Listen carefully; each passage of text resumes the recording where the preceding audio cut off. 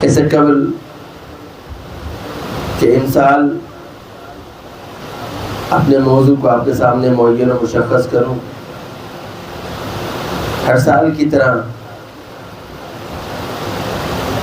چند روایات خود عزادار اور ذکر حسین کرنے والے کے لیے، تاکہ آداب مجلس بھی ملحوظ خاطر ہو جائیں، ہماری نیتوں کا قبلہ بھی حسین ابن علی بن جائے۔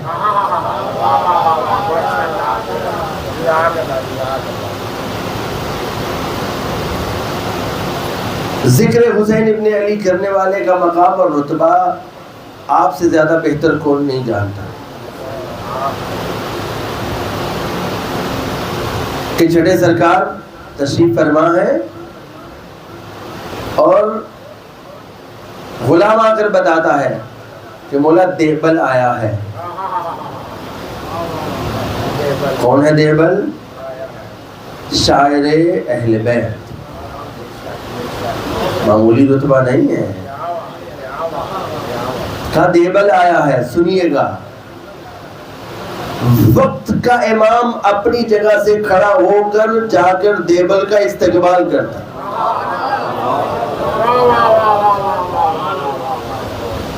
استقبال کیا اور کہا مرحبا بک یا دیبل، یعنی ہماری زبان میں اہلاً و سہلاً۔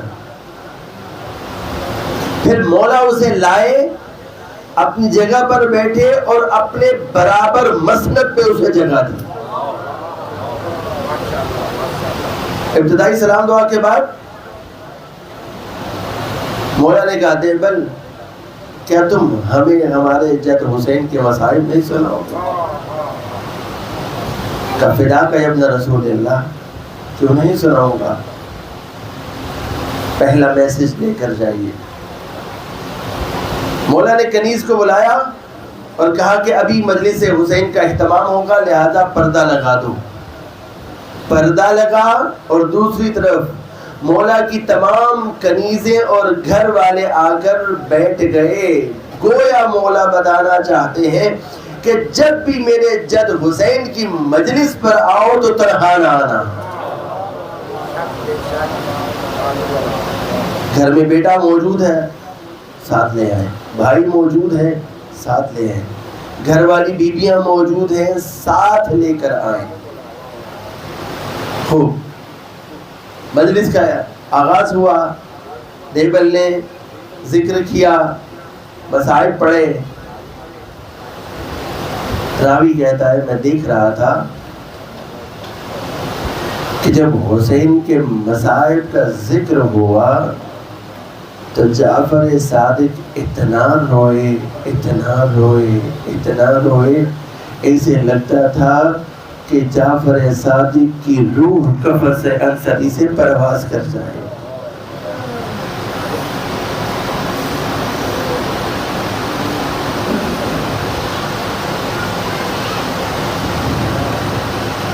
اسی لیے شبیب سے کہا تھا 8واں امام، ابن شبیب، جب یکم محرم ہو جائے نا تو تمہارے چہرے پر مسکراہٹ نہیں دیکھنی چاہیے۔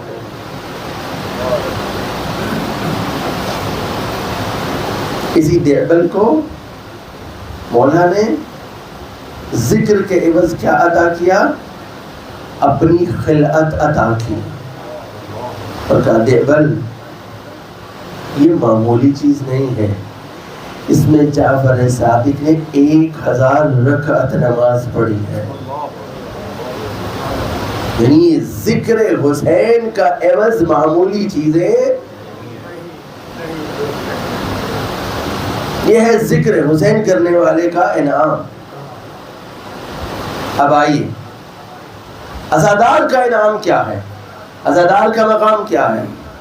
اپنے آپ کو معمولی نہ جانیے، معمولی چیزوں پر بکنا عزادار کا کام۔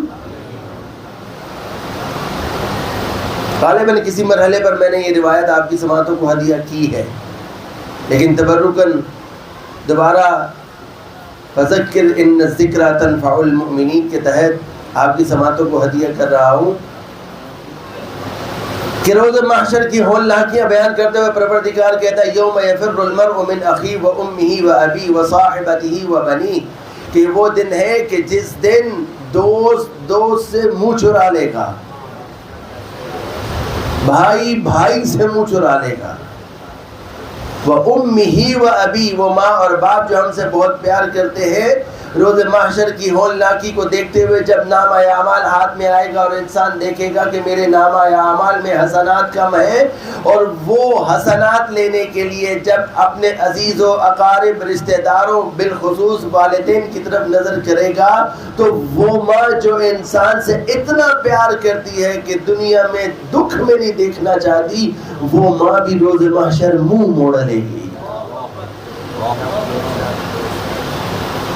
مولا فرماتے ہیں کہ وہ دن اس کی ہولناکی اتنی ہے کہ کوئی آنکھ ایسی نہیں جو پرنم نہ ہو، کوئی دل ایسا نہیں جو مغموم نہ ہو، مگر ایک آنکھ اور دل ہوگا کہ جو نہ مغموم ہوگا نہ پرنم ہوگا۔ مولا وہ کون سی آنکھ اور دل ہے؟ کہ وہ آنکھ اور دل کہ جب فرش عذاب حسینی بچتا ہے اس آنکھ میں آنسو آتے ہیں، دل حسین کے غم میں مغموم ہو جاتا ہے۔ کہ یہ دل اور آنکھ روز محشر نہ مغموم ہوگا نہ آنکھ میں آنسو آئے گا۔ فقط اتنا کہ نہیں، آواز پروردگار آئے گی، اے میری کنیز، اہل محشر میں نظر دوڑاؤ، جسے چاہو اپنے ساتھ لے جاؤ۔ کیا کریں گی؟ روایت کے الفاظ ہیں جس طرح پرندہ جنت پر حسین ابن علی سے ملاقات ہوگی۔ اب جب حسین ابن علی سے ملاقات ہوگی تو یہ تمام کے تمام عزادار جھرمٹ بنا کر حسین ابن علی کے گرد بیٹھ جائیں گے، اور روایت کی لفظ یہ ہے کہ جنت پر باب جنت پر کھڑے حور و غلمان ان کا انتظار کر رہے ہوں گے، انہیں صدائیں دے رہے ہوں گے کہ آؤ جنت میں آ جاؤ، ہم تمہارے منتظر ہیں۔ ایسا نہیں ہے کہ یہ آوازیں ان تک نہیں پہنچیں گی، یہ آوازیں ان تک پہنچیں گی، لیکن یہ عزادار حسین کی مجلس چھوڑنے کے لیے تیار نہیں ہوں گے۔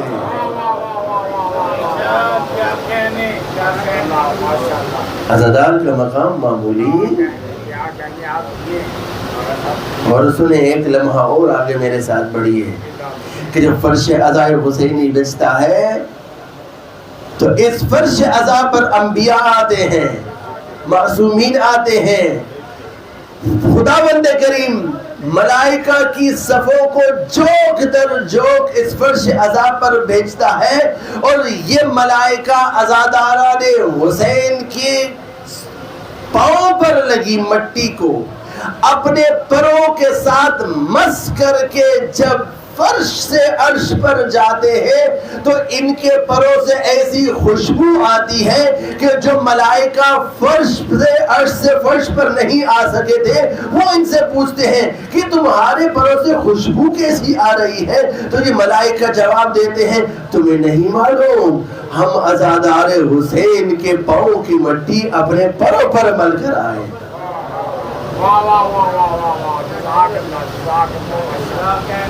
اب آپ مجھے بتائیں جس عزادار کا اتنا مقام ہے اس عزادار کو کیسا ہونا چاہیے؟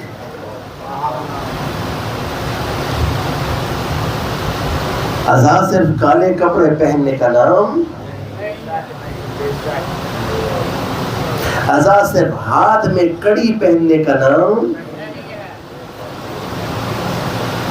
عزا صرف حسین کے نام کا دھاگا پہننے کا نام۔ معصوم فرماتے ہیں کہ جب یکم محرم ہو تو تمہارے چہرے سے دیکھ کر لگے کہ تمہارا کوئی چلا گیا ہے۔ عزادار کو ایسا ہونا چاہیے۔ کوشش کریں فرش عزا پر تشریف لائیں، سب سے پہلی چیز باوضو تشریف لائیں، میں نے پہلے بھی عرض کیا تھا کسی مقام پر، ہم کسی عرس کی محفل میں نہیں ہیں، ہمارے ہاں عزاداری عبادت ہے، اور عبادت کی پہلی شرط یہ ہے کہ انسان ظاہری طور پر پاک اور اطہر ہو کر اس عبادت کو انجام دے۔ نماز پڑھتے ہیں، نماز سے پہلے وضو اس لیے شرط ہے کہ انسان اپنے آپ کو نجاستوں سے پاک کر لے، تو ظاہری نجاستوں سے پاک کرنے کے لیے فرش اعضاء پر آنے سے پہلے وضو تشریف لائے، باطنی کثافتوں کو حسین ابن علی دور کر دے۔ کیا کہتے ہیں آپ، یہ سلامت رہے۔ واہ واہ۔ تو پہلی چیز فرش اعضاء پر باوضو تشریف لائے، دوسری چیز تنہا نہ آئے بلکہ اپنے اعزاء و اقربا اور دوستوں کو ساتھ لے کر آئے، تیسری چیز ہمارے ہاں جو مجالس کا سلسلہ ہے، ایسا سلسلہ خود علماء کہتے ہیں کہ ایران میں بھی عراق میں بھی ناپید ہے۔ توجہ کیجئے گا، اس کا کیا مطلب ہے کہ ادھر عزاداری نہیں ہوتی؟ نہیں، کہا کہ عزاداری کا جو سلسلہ خصوصاً بر صغیر یعنی پاک و ہند میں، پاکستان اور انڈیا میں جس طرح سے چل رہا ہے، یہ ادب اور احترام خود عراق اور ایران میں بھی موجود۔ یہ میرے الفاظ نہیں ہیں، یہ میرے الفاظ، جو لوگ گئے ہیں عزاداری کے دنوں میں وہاں جاتے ہیں، ہم اپنی محافل میں رہتے ہیں، کبھی ان کی محافل میں جائیں تو آپ کو پتہ چلے گا عالم دین خطاب کر رہا ہے، اسی طرح لوگ سائڈ پر بیٹھ کے چائے پی رہے ہیں۔ میں نے یہ بات پہلے بھی بتائی تھی۔ ہمارے ہاں جو ادب اور احترام عزاداری کا ہے، اس طرح سے عزا کا یہ سلسلہ ناپید ہے، اور مجتہدین نے بالخصوص کہا کہ آپ اپنے ہاں اس عزاداری کے سلسلے کو اسی طرح اپنی آنے والی نسلوں میں منتقل کریں، کوشش کریں۔ ایک سلسلہ جو بہت اچھا وہاں پایا جاتا ہے ہمارے ہاں نہیں ہے، وہ کیا کہ جب عالم دین خطاب کرتا ہے تو آگے بیٹھے ہوئے لوگ اس کو نوٹ کر رہے ہوتے ہیں۔ امیر المومنین کے ماننے والے مولا کیا کہتے ہیں؟ علم کو قید کر لو، علم کو قید کر لو، دو طریقوں سے۔ پہلا طریقہ کا علم کو قید کرنے کا پہلا طریقہ حافظہ ہے، اپنے حافظے میں اس کو قید کر لو۔ ہمارا حافظہ تو اللہ ماشاءاللہ، بات کرتے ہم کہتے ہیں میں کی گل کر رہے آسان بھول جاتے ہیں۔ دوسرا طریقہ مولا کیا ہے؟ کا دوسرا طریقہ یہ ہے کہ جب کوئی بیان کرنے والا بیان کر رہا ہو اور وہ بات تمہاری عقل اور فہم میں بیٹھ جائے تو علم کے اس پرندے کو کاغذ اور قلم میں قید کر دو، تاکہ اب یہ تمہیں کبھی بھولے گا۔ یہ چند گزارشات ہیں، انشاءاللہ امید کرتا ہوں کہ آپ اس پر عمل ضرور کریں۔ ایک دفعہ درود پڑھیں محمد والے محمد کی ذات صلی اللہ علیہ۔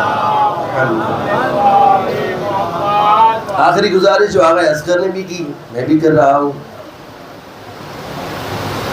کہ کوشش کریں کہ بر وقت تشریف لے آئیں، تاکہ بر وقت عزا کا سلسلہ ہو۔ یہ اصغر بھائی نے کہا تھا کہ آپ کا ممبر ٹائم 12:30 ہے اور میں 12:15 یہاں موجود تھا۔ آپ سے بھی گزارش ہے، صفحہ عزا جب بچتا ہے نا تو بیویاں سب سے پہلے تشریف لے آتی ہیں، بس اس سے آگے میں کچھ نہیں کہہ سکتا۔ اس سال جس موضوع کا انتخاب اس مجمع کے لیے کیا ہے، کیونکہ آپ لوگ قرآن خوبصورت سنتے ہیں، تفسیر خوبصورت سنتے ہیں، تفسیری نکات آپ لوگ پسند کرتے ہیں، تو اسی آئینے میں پچھلے 2-3 سال کے تجربے کی روشنی میں میں نے جو موضوع آپ لوگوں کے لیے سماعتوں کے لیے منتخب کیا ہے وہ ہے قرآن اور آزمائش. سورہ العنکبوت میں پروردگار ارشاد فرماتا ہے وَلَقَدْ فَتَنَّا الَّذِينَ مِن قَبْلِهِمْ. یہ اسلوب پروردگار نے 2 جگہ پہ استعمال کیا ہے. ایک روزے کے لیے, ایک امتحان کے لیے. روزے کے لیے کیا کہا کہ یہ تم پر فرض کیا ہے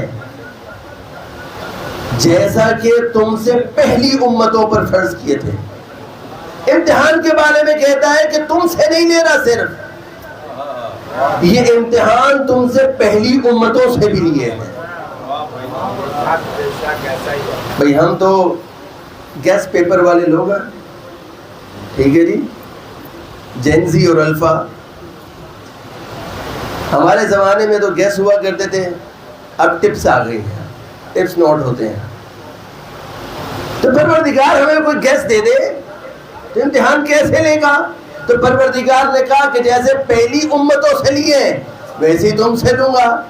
تو پہلی امتوں سے پروردگار امتحان کیسے لیے؟ کہا اس کے لیے میں نے تمہیں قرآن دیا ہے. اب جب قرآن کھول کر دیکھتے ہیں تو کم و بیش 28 کے قریب پروردگار نے انبیاء کا ذکر کیا ہے, اور ان 28 میں جس نبی کا سب سے زیادہ ذکر کیا ہے وہ کون ہے؟ وہ کون ہے؟ حضرت موسیٰ سلامت رہیں. موسیٰ علیہ السلام کا ذکر پروردگار نے قرآن میں جا بجا کیا ہے اور سب سے زیادہ کیا ہے. تو ایک مشکل تو ہماری آسان ہوئی کہ یہ دیکھنے کے لیے کہ پروردگار ہم سے کون سے امتحان لے گا. تو دیکھنا پڑے گا کہ موسیٰ اور اس کی قوم سے پروردگار نے کیسے امتحان لیے. ہمیں بھی سمجھ آنی شروع ہو جائے گی اور ہم بھی انشاءاللہ اس کو پڑھتے ہوئے اس کی روشنی میں پروردگار کی بارگاہ میں سرخرو ہوتے چلے جائیں گے. پروردگار کتاب آخری نبی پر نازل کر رہا ہے. توجہ کیجیے گا, کتاب آخری نبی پر نازل کر رہا ہے. واقعات بیان کرتا ہے موسیٰ اور بنی اسرائیل کے. پروردگار تو نے خاتم المرسلین پر اپنا یہ کلام نازل کیا, ذکر کرتا ہے ابراہیم کا, موسیٰ کا, اسماعیل کا. راز کیا ہے, فلسفہ کیا ہے, کبھی سمجھ میں نہ آتا اگر معصوم کا یہ فرمان نہ ہوتا. توجہ کیجئے گا, آپ کو کسی آزمائش میں مبتلا نہیں کرنے لگا. انشاءاللہ فضائل کی چاشنی ساتھ ساتھ رہے گی. کبھی یہ سمجھ میں نہ آتا کہ پروردگار نے موسیٰ کا ذکر کیوں کیا ہے. یہاں پر اس کا حبیب یہ کہتے ہوئے نظر آتا ہے یا علی انت منی بمنزلت ہارون من موسیٰ. اپنا اور علی کا تعلق بتانا تھا تو کیا مدینہ میں اور کوئی کزن نہیں رہتے تھے؟ ان کا حوالہ دے دیتا. پروردگار کے حبیب نے اپنے اور علی کا تعلق بتانا تھا, جا گئے موسیٰ کے دور میں اور کیا کہا یا علی انت منی بمنزلت ہارون من موسیٰ. اے علی آپ کو مجھ سے وہی نسبت ہے جو موسیٰ کو ہارون سے تھی. یعنی کیا مطلب, کیا مطلب؟ یعنی نبی بتانا چاہتے ہیں اگر علی کے فضائل ڈھونڈنے ہیں بدھوں میں نہیں پچھلے انبیاء میں ڈھونڈو.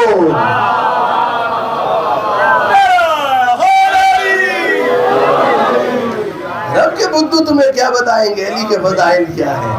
علی کے فضائل دیکھنے ہیں تو انبیاء میں جا کر دیکھو. تو بس یہ سمجھ چلیں. ایک اور حدیث کا حوالہ لیتے ہیں, ہمارے ہاں بھی موجود ہے, ہمارے برادران کے ہاں بھی موجود ہے. حدیث کیا ہے؟ کہا کہ آخری امت یعنی خاتم المرسلین کی امت اس کی بہت زیادہ شباہت ہے بنو اسرائیل کے ساتھ. کہا حتیٰ یہاں تک کہ اگر وہ بنی اسرائیل کسی سوراخ میں گھسیں گے تو یہ آخری امت اس سوراخ میں بھی گھسے گی. توجہ کیجیے گا ذرا, آپ نے سلسلے کو جوڑنا ہے. قرآن میں کہتا ہے پروردگار تم سے امتحان لوں گا جیسے پہلی امتوں سے لیے ہیں.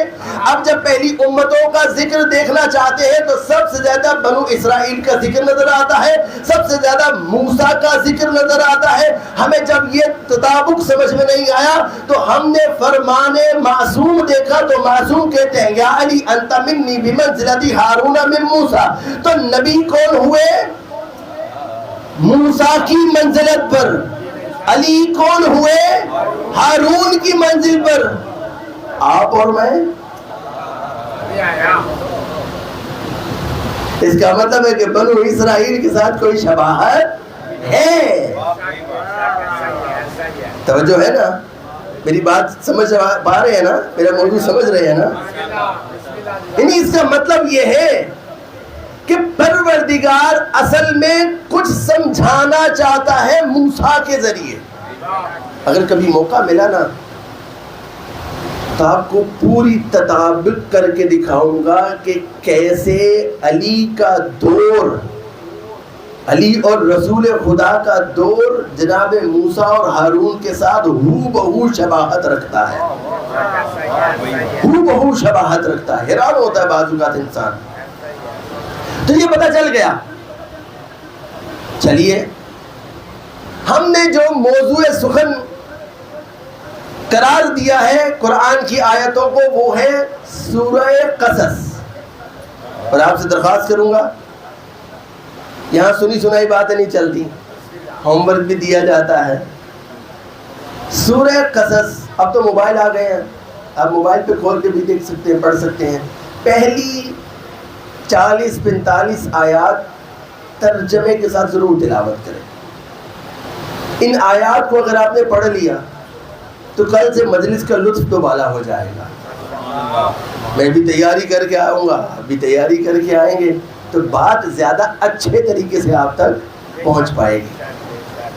پروردگار نے ابتدا کی سورہ قصص کی اور کہتا ہے کہ نتلو علیک من نبأ موسیٰ و فرعون, کہ ہم بیان کرتے ہیں نبأ موسیٰ, موسیٰ کے قصے کو, ساتھ ہی کہہ دیا وہ فرعون, اور فرعون کے قصے کو. پروردگار تمہیں میں موسیٰ سنا, سمجھ میں آتا ہے. موسیٰ سنائے گا تو اس کی ہیبت سے ہم بھی کچھ لے لیں گے.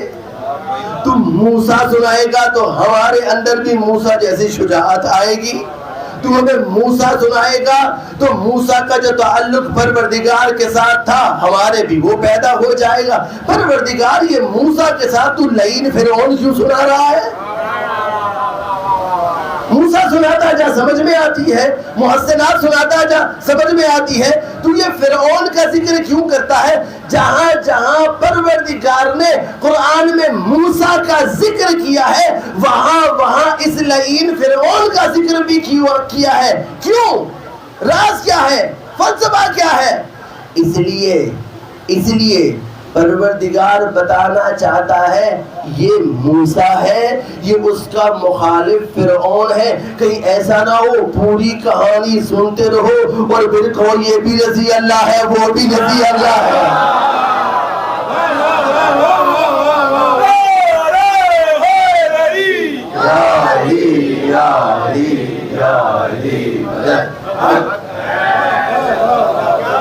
سلامت رہے آپ, سلامت رہے.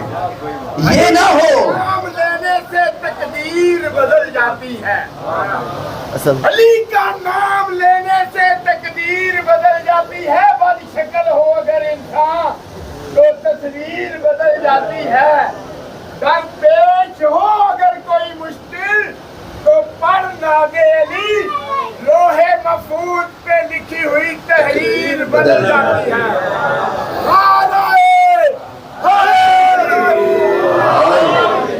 سلامت رہے. ابو الحسن, ابو الحسین, ابو السبتین, ابو الریحانتین, ابو العائمہ, ابو تراب کی شان اقدس پر بلند تر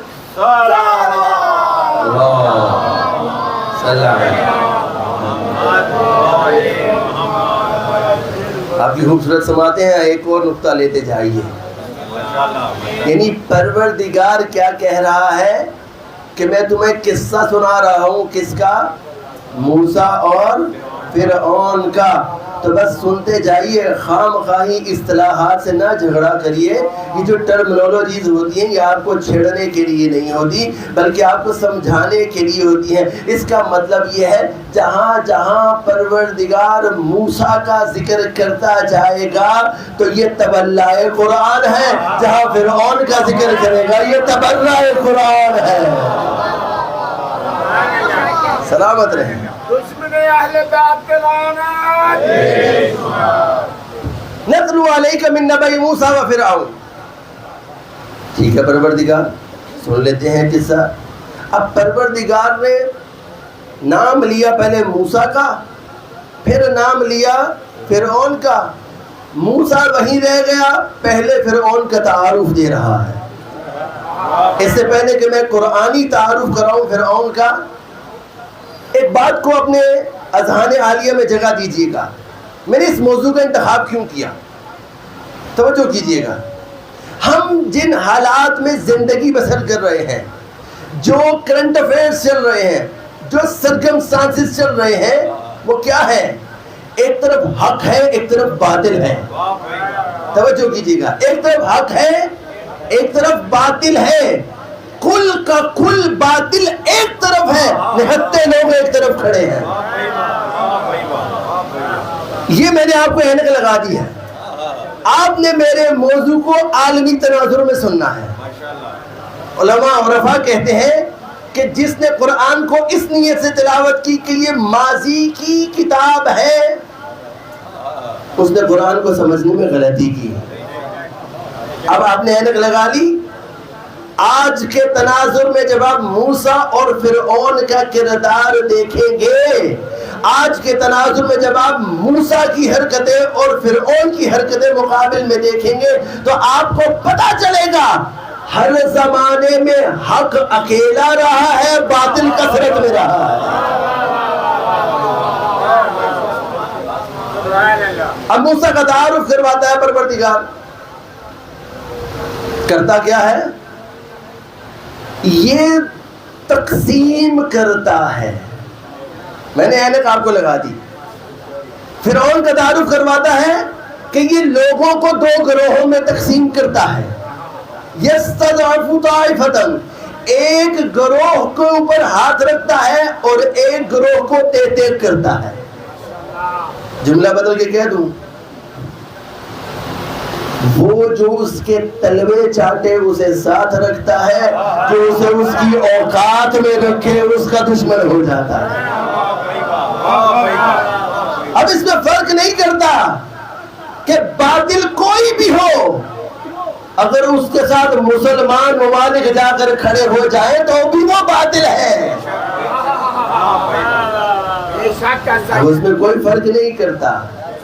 لوگ سوال کرتے ہیں کہ بھئی یہ ایران کیا کر رہا ہے، یہ مسلم ممالک کے اوپر حملے کر رہا ہے۔ اصل میں وہ مسلم ممالک کو بتا رہا ہے کہ اس باطل کو تم نے اپنے گھر میں اڈے دیے ہوئے ہیں، اب جب تمہارے اڈوں کے اوپر ایران حملے کرتا ہوا نظر آتا ہے تو تمہاری چیخیں بلند ہوتی ہیں۔ اصل میں تمہاری نہیں، باطل کی چیخیں بلند ہوتی ہے۔ ایران کہتا ہے اب وہاں سے اڑ کے آ کے دکھا،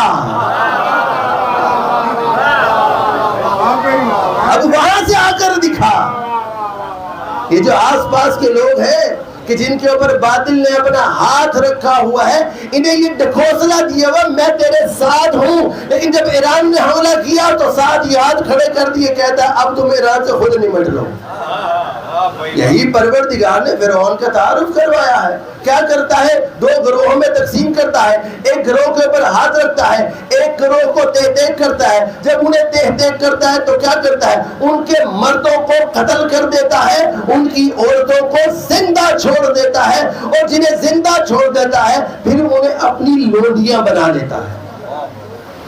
ایسے ہی ہے جی فرعون کا تعارف یہی ہے نا۔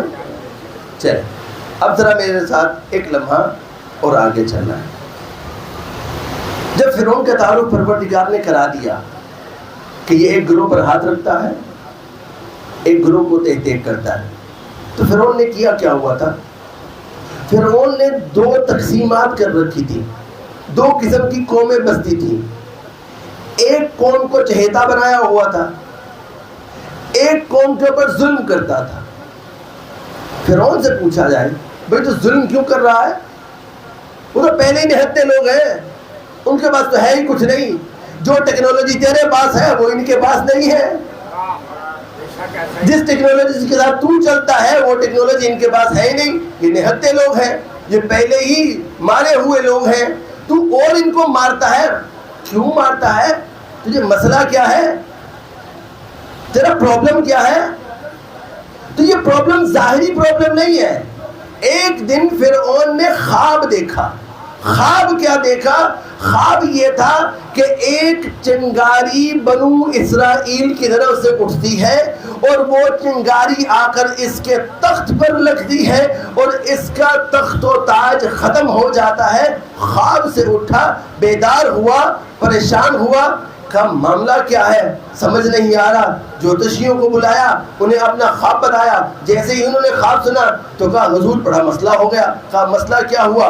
کہا پروردگار, یہ میرا جملہ ہے, پروردگار ایک بچے کو پیدا کرے گا بنو اسرائیل میں اور وہ بچہ تیرے تخت و تاج کو بھسم کر دے گا. بس یہ سننا تھا. فرعون کی خصوصیت کیا ہے؟ جب اسے اپنی حکومت خطرے میں نظر آتی ہے سب کو خطرے میں ڈال دیتا ہے. میں نے پہلے کہا عالمی تناظر میں آپ دیکھیں گے تو لطف آئے گا. فرعون کی خصوصیت ہے جب اپنی حکومت خطرے میں آتی ہے سب کو خطرے میں ڈالتا ہے. بس وہ دن تھا, اعلان کر دیا کوئی بچہ پیدا ہو زندہ نہیں رہنا چاہیے. کوئی بچہ پیدا ہو زندہ نہیں رہنا چاہیے. اور پھر اس کے حکم کی تعمیل ہوئی. اللمان 70,000 بچہ قتل کیا. کتنا؟ 70,000 بچہ قتل کیا.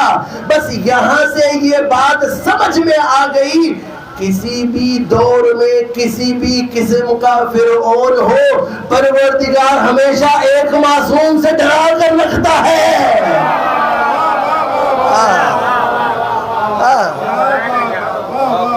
سلامت رہے, سلامت رہے. فرعون نے کیا کیا؟ 70,000 بچہ قتل کیا. لیکن کیا خیال ہے 70,000 بچہ قتل ہونے کے بعد موسیٰ نہیں آ سکے؟ پروردگار نے اسی کی گود میں موسیٰ کو پلوایا اور پلوا کر بتایا یاد رکھو ہر دور کے معصوم سے وقت کے فرعون بھی ڈرتے ہیں. لیکن پروردگار کی یہ مشیت ہے انہی معصوموں کو انہی فرعونوں سے پلواتا ہے. اس کو محدود دائرے میں لیجئے گا, تھوڑے سوچ کے گھوڑے اتنے نہ دوڑائیے گا کہ آپ پریشان ہو جائیں. ایک دفعہ درود پڑھے محمد والے محمد صلی اللہ علیہ.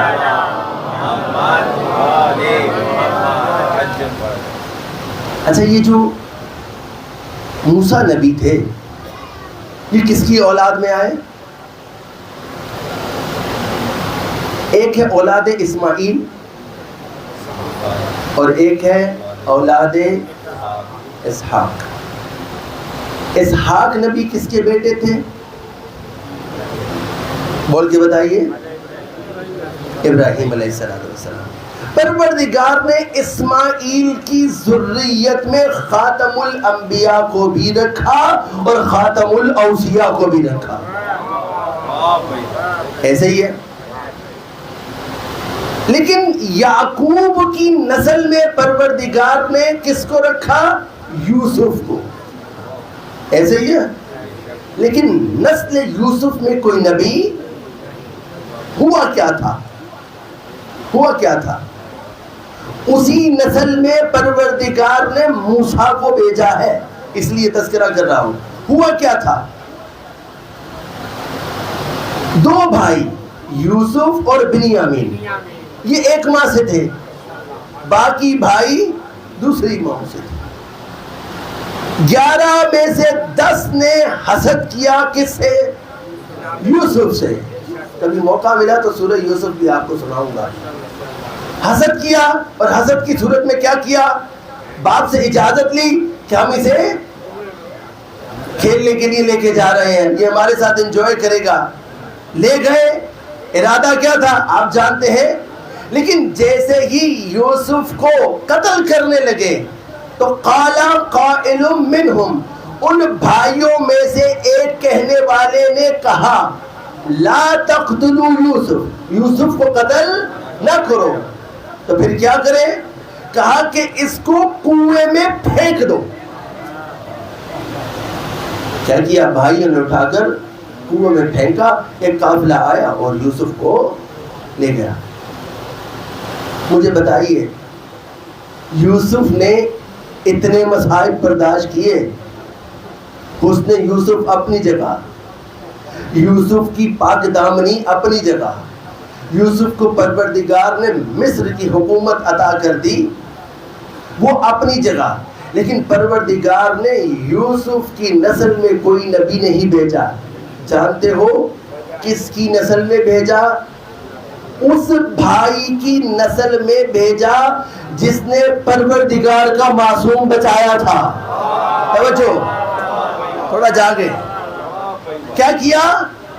یہ بنیامین ہے جو یوسف کا بھائی ہے, اور لاوی وہ ہے جس نے یہ مشورہ دیا تھا کہ یوسف کو قتل نہ کرو بلکہ یوسف کو اٹھا کر کنویں میں پھینک دو, کم از کم یہ زندہ تو رہے گا. یہ کون ہے؟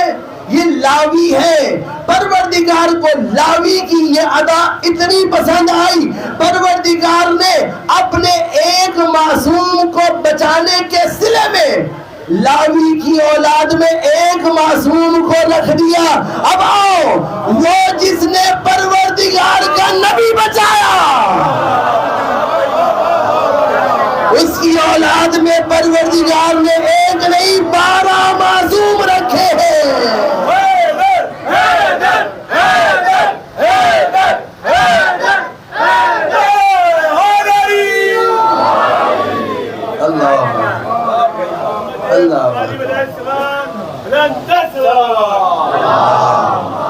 صلی علی محمد. اللہ اکبر. الحمدللہ. آپ خوبصورت سن رہے ہیں. یہیں سے ہم کل اپنے موضوع کو آگے لے کر چلیں گے, لیکن پھر یاد دہانی کروا رہا ہوں. سورہ قصص کی پہلی 35-40 آیات ضرور پڑھیے, ترجمے کے ساتھ پڑھ کے آئیں, لطف آئے گا آپ کو پتہ چلے گا. میں نے سرنامہ کلام میں جو آیت پڑھی ہے وَنُرِيدُ أَن نَّمُنَّ عَلَى الَّذِينَ اسْتُضْعِفُوا فِي الْأَرْضِ وَنَجْعَلَهُمْ أَئِمَّةً وَنَجْعَلَهُمُ الْوَارِثِينَ, یہ اسی سورہ قصص میں آپ کو پروردگار بتا رہا ہے. کیا کہ زمین پر میں کیا کرتا ہوں, وہ لوگ جو سب سے کمزور ہیں, توجہ, وہ لوگ جو سب سے کمزور ہیں, کئی سالوں سے ان پہ سنسیشنز لگی ہوئی ہیں, پابندیاں لگی ہوئی ہیں, وہ کچھ کر نہیں سکتے. توجہ کیجئے گا, پروردگار کہتے ہیں زمین پہ جو کمزور لوگ ہیں میں انہی کمزور لوگوں کو حکومت عطا کروں.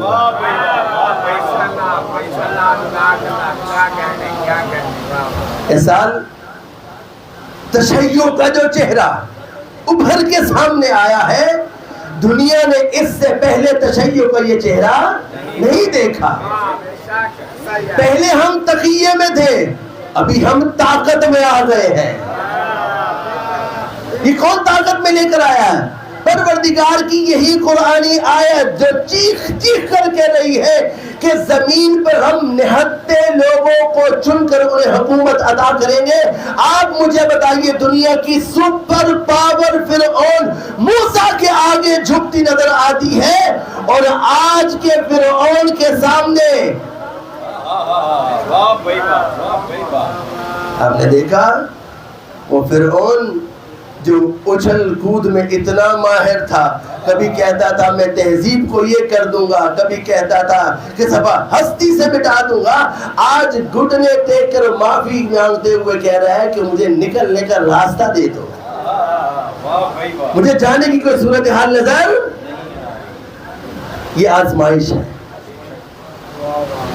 بعین ہی، ویسے جیسے پروردگار نے موسیٰ اور بنی اسرائیل کی آزمائش کی۔ اس آزمائش میں بہت سارے لوگ کھل کر سامنے آئیں گے، جملہ بدلتا ہوں، اس آزمائش میں بہت سارے ملک کھل کر سامنے آئیں گے، آپ کو پتا چلے گا کہ یہ نام کے مسلمان ہیں اور یہ کام کے مسلمان ہیں۔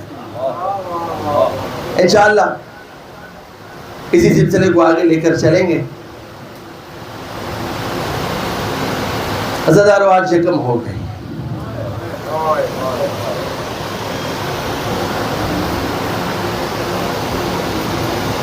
اللہ اکبر، عجیب قسمت ہے اس قوم کی۔ ہمارے ہاں امت مسلمہ کچھ چاندوں کا انتظار کرتی ہے۔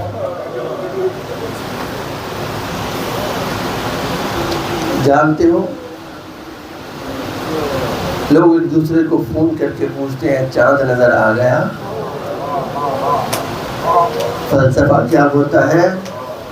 امت وہ چاند دیکھ کر عید کرنا چاہتی ہے، لیکن یہ ملت تشیع ہے، یہ حسین کے چاہنے والے ہیں، یہ اس چاند کا انتظار کرتے ہیں کہ جسے دیکھنے کے بعد یہ گریہ کرنا چاہتے ہیں۔ اجرکم علی اللہ، اجرکم علی اللہ، اجرکم علی اللہ۔ آپ نے کل کی رات گزاری، یقیناً آپ نے استقبال محرم کی کوئی نہ کوئی مجلس ضرور اٹینڈ کی ہوگی نا، آپ نے زہرا کو اس کے لال کا پرسہ دیا ہوگا، لیکن آپ گھر آ کر اس کے بعد سو گئے ہوں گے۔ لیکن جانتے ہو کل زہرا دادیوں کی رات کیسے گزری ہے؟ حسین کا یہ مختصر قافلہ کربلا کی طرف رواں دواں ہے، یہاں یکم محرم کا چاند نمودار ہوا، حسین نے اپنے قافلے کو روک دیا۔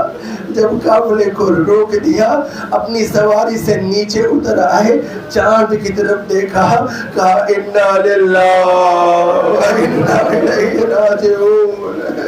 حسین نے کلمہ استرجاع کو بلند کیا۔ زہرا زادی جو کہ محمل میں تشریف فرما تھی، بھیا حسین کا جب کلمہ استرجاع سنا نا، دل تڑپ گیا۔ زینب کہا، محمل کا کپڑا ہٹایا، کہا بھیا کیا بات ہے، آپ نے کلمہ استرجاع کیوں بلند کیا ہے؟ رو کر میرا امام کہہ رہا تھا، اے بہن زینب یہ وہی مہینہ ہے جس میں تجھے اسیر کر لیا جائے گا، کوفہ شام کے بازاروں میں پھرایا جائے گا۔ ہاں یہ وہی مہینہ ہے جس میں دشت کربلا میں بنو ہاشم کے 18 پھول ایسے مرجھا جائیں گے کہ جن میں کوئی علی اکبر ہوگا، کوئی قاسم